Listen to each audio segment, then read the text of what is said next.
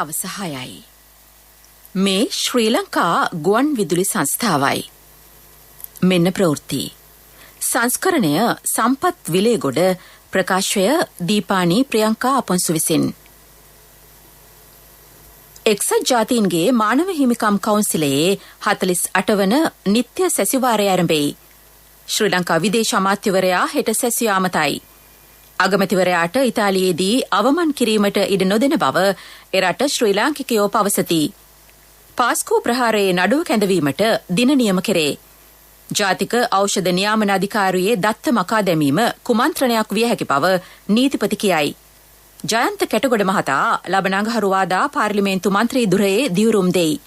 පොලිසියට අලුතින් 15000ක් බඳවා ගැනිති. වියලවි මණ්ඩලය විමෙට්‍රික් ටොන් 4600ක් මිලදී ගනී. ජාතික රැකියා වෙළඳපළක් ලබන 7 වැනිදා සිට 9 වැනිදා දක්වා. ඇෆ්ගනිස්තානය මානුෂීය අර්බුදයක් අභියස. විශේෂ පුහුණුවක් සඳහා ශ්‍රී ලංකා පාපන්දු කණ්ඩායම හෙට දෝහා කටාරයයි. එක්සත් ජාතීන්ගේ මානව හිමිකම් කවුන්සිලයේ 48 වැනි නිත්‍ය සැසිය ජිනීවාහිදී අද පස්වරුවේ ආරම්භ විය. එය ලබන මාස 8 වැනිදා දක්වා පැවැත්වීමට නියමිතයි. බොහෝ තේමාවන් යටතේ රටවල් 40කට වැඩි ගණනක මානව හිමිකම් තත්ත්වය සහ මානව හිමිකම් පිළිබඳ ප්‍රවීණයන් සහ ආයතන ඉදිරිපත් කරන වාර්තා 90කට ආසන්න සංඛ්‍යාවක් පිළිබඳව කවුන්සිලය සාකච්ඡා කරනු ඇත. අන්තර් ක්‍රියාකාරී විවාද 30කට වඩා පැවැත්වීමටද නියමිතයි. එක්සත් ජාතීන්ගේ මානව හිමිකම් කොමසාරිස් මිචෙල් බැචලට් කවුන්සිලයේ පළමු දින වන අද සිය වාර්ෂික වාර්තාව පිළිබඳව යාවත්කාලීන කිරීමක් ඉදිරිපත් කළාය. ශ්‍රී ලංකාවේ වගවීම හා ප්‍රතිසන්ධාන ක්‍රියාවලිය පිළිබඳව ඇයගේ ඉදිරිපත් කිරීමේදී විශේෂ අවධානයක් යොමු විය. ත්‍රස්තවාදය වැළැක්වීමේ පනත යටතේ අත්අඩංගුවට ගෙන සිටි LTTE සමාජිකයෝ 16 දෙනෙකු නිදහස් කිරීම පිළිබඳව ඇයගේ ප්‍රශංසාව හිමි වූ අතර සෙසු පිරිස නිදහස් කරන ලෙසද ඇය යෝජනා කළාය. ජනාධිපතිතුමා සිවිල් ක්‍රියාකාරීන් හමුවීමද බැචලට් මහත්මියගේ ඇගයීමට ලක්විය. එම යාවත්කාලීන කිරීම පිළිබඳ සාමාන්‍ය විවාදය හෙට පෙරවරු 10ට ආරම්භ වී පසුදා අවසන් වෙයි.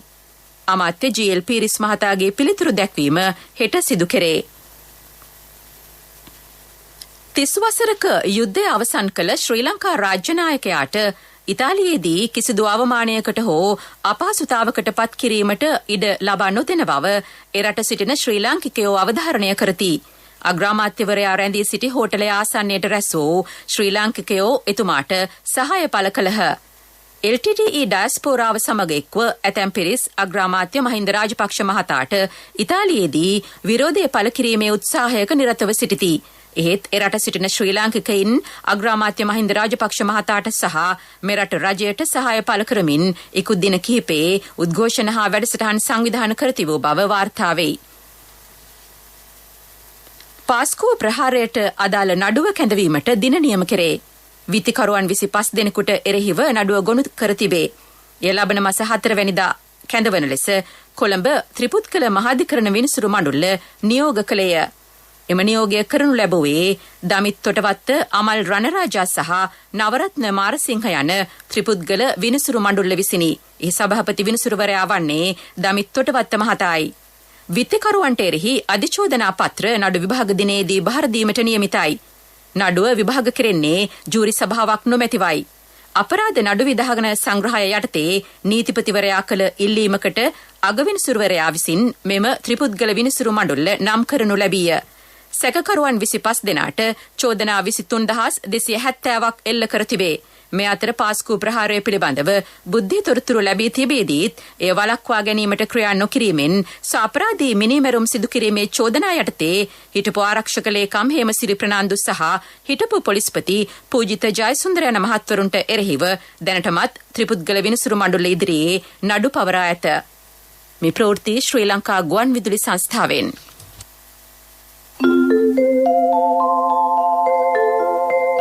ස්වර්ණ ප්‍රදීප උකත් සේවාව ඔබට හුරු පුරුදු මහජන බැංකුවෙන්.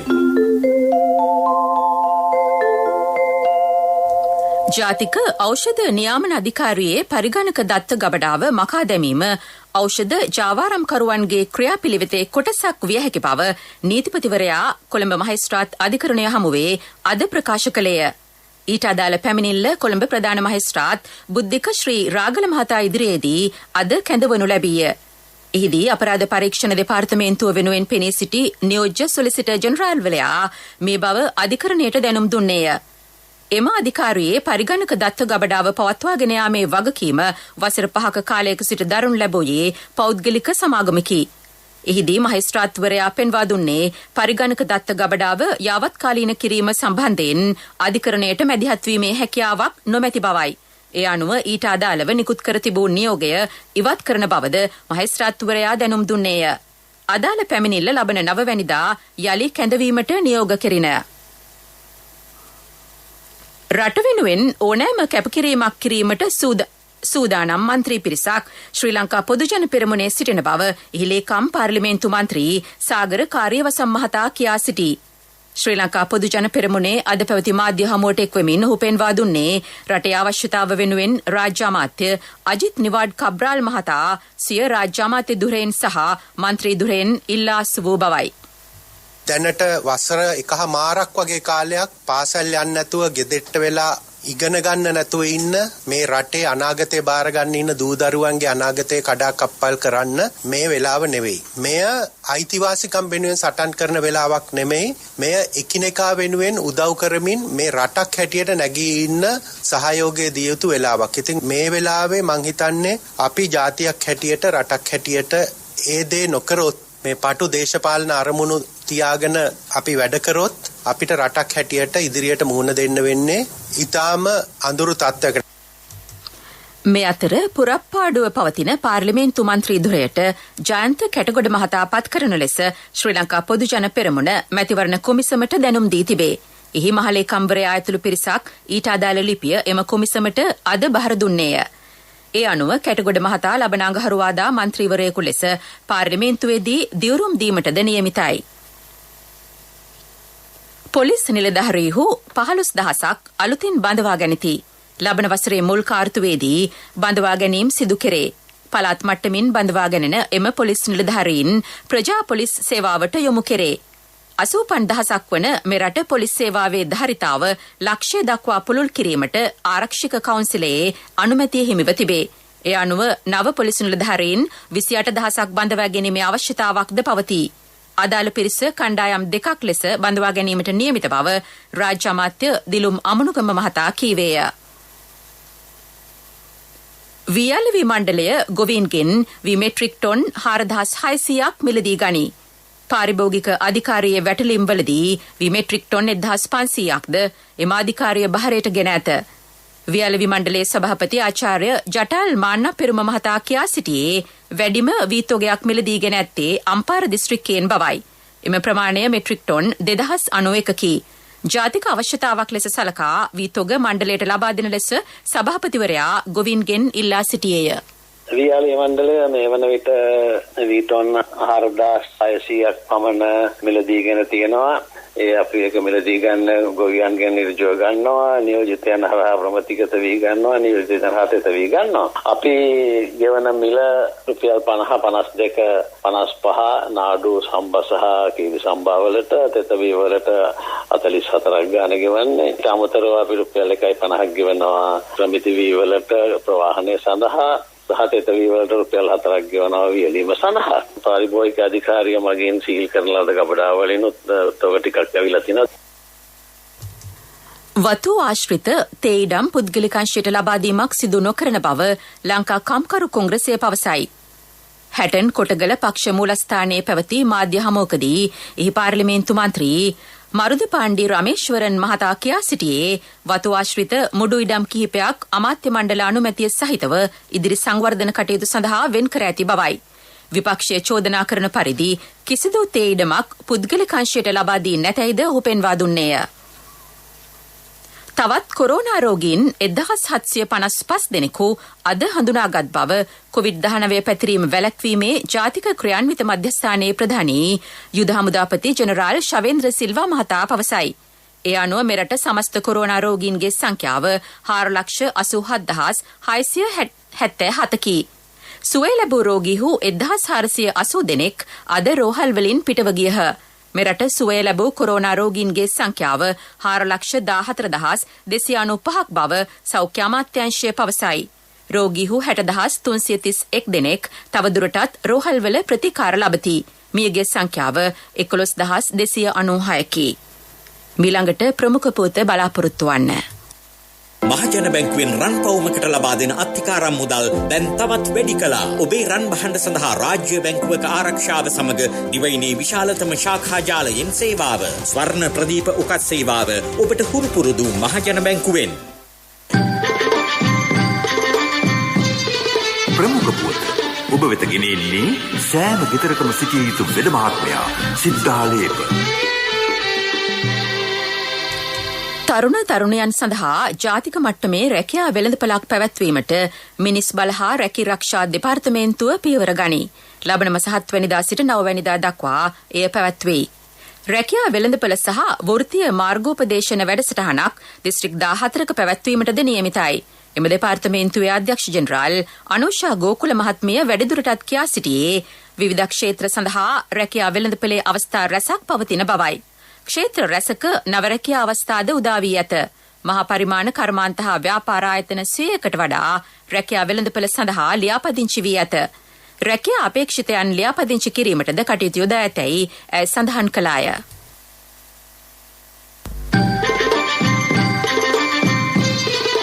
ප්‍රමුඛ පුවත ඔබ වෙත ගෙන ආවේ සෑම ගෙදරකම සිටිය යුතු වෙද මහත්මයා සිද්ධාලේප.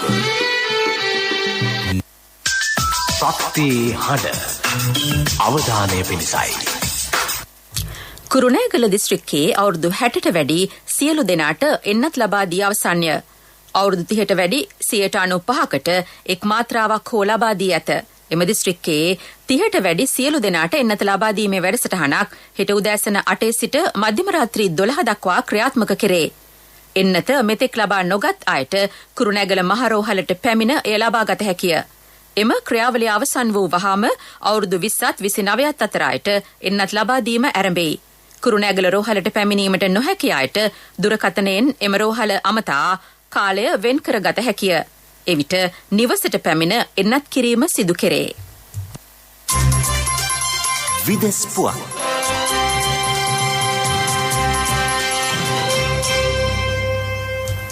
ඇෆ්ගනිස්තානය විශාල මානුෂීය අර්බුදයක් අභියස සිටින බවට එක්සත් ජාතීන්ගේ සංවිධානය අනතුරුවංගවයි.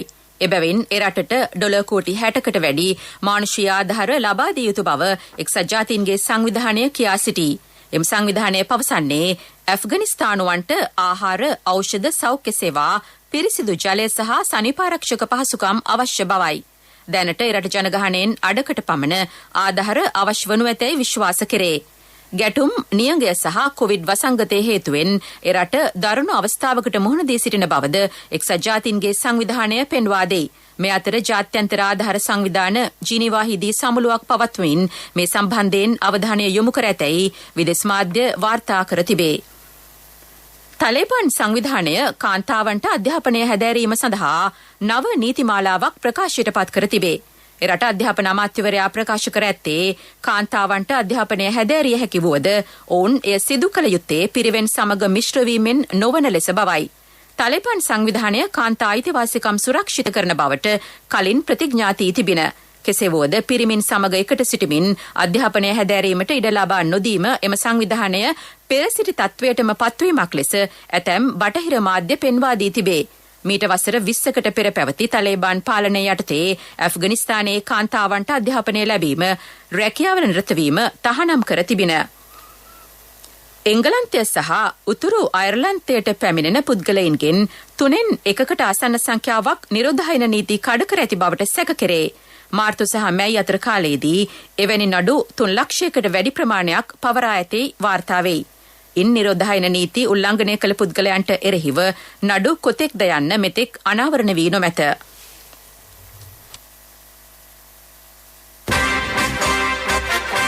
පිරසර සංවර්ධනයක පුවත් සම්පින්ඩනය සංවර්ධන පුවත්.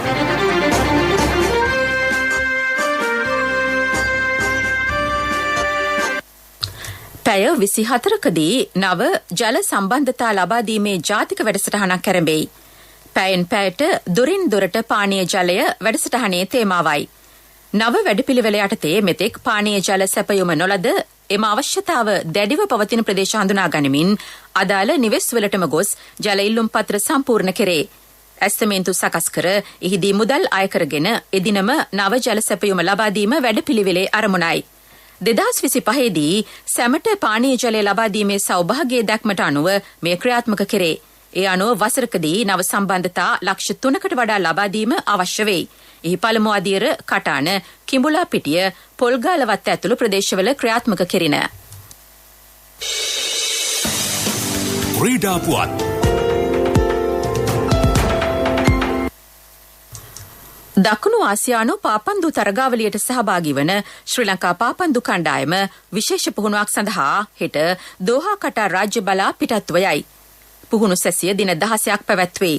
ශ්‍රී ලංකා පාපන්දු සම්මේලනයේ සභාපති ජස්ව උමා මහතා සහ කටාර් පාපන්දු සභාපතිවරයා අතර දුරකථන සංවාදයකින් පසු මෙම පුහුණු අවස්ථාව උදා වී තිබේ.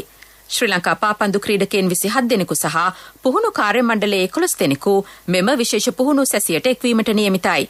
පුහුණුවෙන් පසු ශ්‍රී ලංකා කණ්ඩායම තරගාවලිය සඳහා ලබන 26 වෙනිදා මාලදිවයිනට පැමිණෙයි. එළඹෙන ඕවර් 20 ලෝක කුසලාන ක්‍රිකට් තරගාවලියේදී පාකිස්තාන කණ්ඩායමේ ප්‍රධාන පුහුණුකරු ලෙස ඔස්ට්‍රේලියානු හිටපු පිතිකරු මැතිව් හේඩන් පත් කර තිබේ. පන්දු යැවීමේ පුහුණුකරු ලෙස දකුණු අප්‍රිකානු හිටපු වේගපන්දු යවන ක්‍රීඩක වර්නන් ෆිලන්ඩර් නම් කර ඇත. පාකිස්තාන ක්‍රිකට් සභාපති ලෙස අදපත් වූ රමේෂ් රාජා මේ බව නිවේදනය කළේය.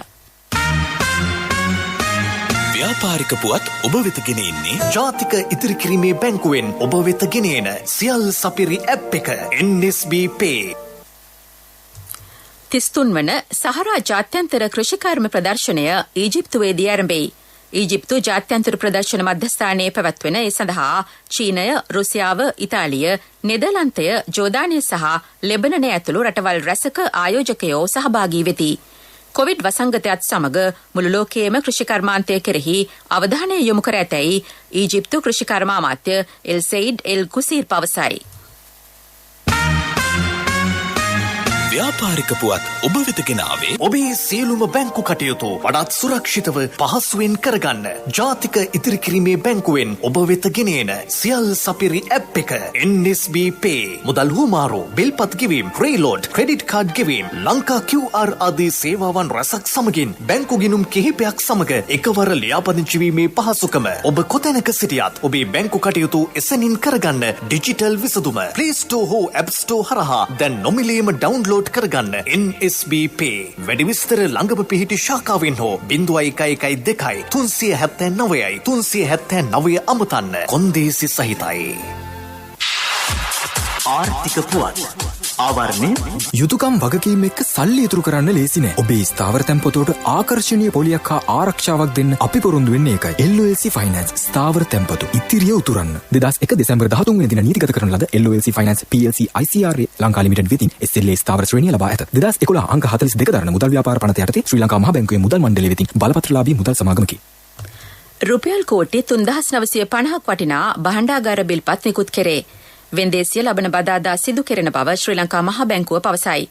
දින 91න්, දින 182න් සහ දින 364න් ඒවා කල්පිරෙයි.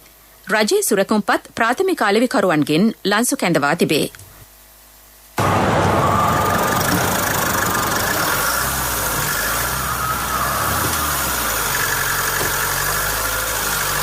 සුනිල් අයියා අලුත් ලොරියකුත් අරගෙන හරි ගියින් වගේ.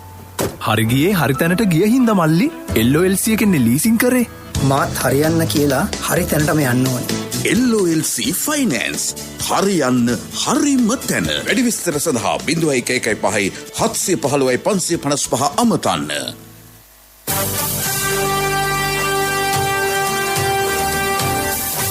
කාලගුණ වාර්තාව.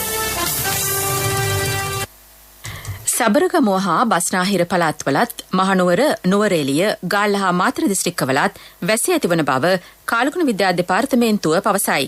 වයඹ පළාතේ වැසි වාර කිහිපයක් ඇතිවේ. ඌව පළාතේත් මඩකලපුව, අම්පාර දිස්ත්‍රික්කවලත් රාත්‍රී කාලයේ ගිගුරුම් සහිත වැසි ඇතිවිය හැකිය. අපගේ මෙම ප්‍රවෘත්ති ප්‍රකාශය www.slbc.lk වෙබ් අඩවිය ඔස්සේද සවන් දිය හැකිය. ප්‍රවෘත්ති අවසන් කිරීමට නැවතත් සිරස්තල. එක්සත් ජාතීන්ගේ මානව හිමිකම් කවුන්සිලයේ 48 වන නිත්‍ය සැසිවාරය ආරම්භයි. ශ්‍රී ලංකා විදේශ අමාත්‍යවරයා හෙට සැසියාමතයි. අගමැතිවරයාට ඉතාලියේදී අවමන් කිරීමට ඉඩ නොදෙන බව එරට ශ්‍රී ලාංකිකයෝ පවසති. පාස්කු ප්‍රහාරයේ නඩුව කැඳවීමට දින නියම කෙරේ. ජාතික ඖෂධ නියාමන අධිකාරියේ දත්ත මකා දැමීම කුමන්ත්‍රණයක් විය හැකි බව නීතිපති කියයි. ජයන්ත කැටගොඩ මහතා ලබන අඟහරුවාදා පාර්ලිමේන්තු මන්ත්‍රී දුරේ දියුරුම් දෙයි. පොලිසියට අලුතින් 15000ක් බඳවා ගැනිති. වියලවි මණ්ඩලය විමෙට්‍රික් ටොන් 4600ක් මිලදී ගනී. ජාතික රැකියා වෙළඳපළක් ලබන 7 වෙනිදා සිට 9 වෙනිදා දක්වා. ඇෆ්ගනිස්තානය මානුෂීය අර්බුදයක් අභියස. විශේෂ පුහුණුවක් සඳහා ශ්‍රී ලංකා පාපන්දු කණ්ඩායම හෙට දෝහා කටාර් යයි. ප්‍රවෘත්ති ඉන් සමාප්තයි.